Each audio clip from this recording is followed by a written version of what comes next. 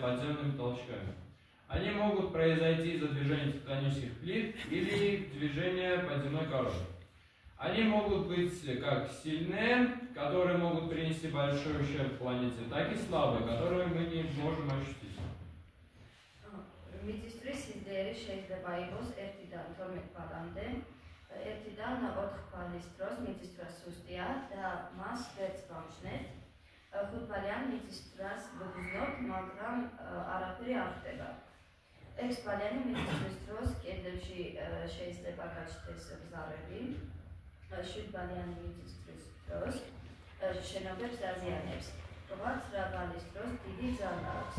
8-ბალიანი მიწისძვრის დროს წარმოიქმნება მეწყრები და 12 ბალის დროს დედამიწის ზედაპირის форма исчезла.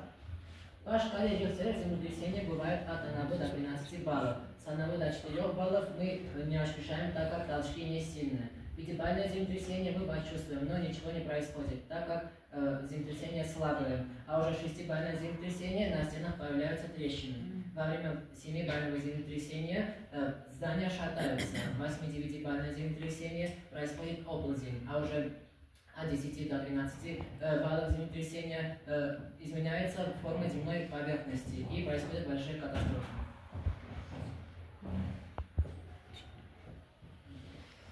Ministra zomale specijalno instrumenti seismografii. Seismograf это прибор, который фиксирует подземные толчки, колебания земной коры. Он помогает ученым измерять силу и продолжительность и эпицентр землетрясений. მიწისძვრა შეიძლება იყოს სუსტი და დამანგრეველი. სუსტი ხდება 1-დან 5 ბალამდე და ჩვენ ვერ ვხსნობთ. დამანგრეველი 6-დან 12 ბალამდე იწვევს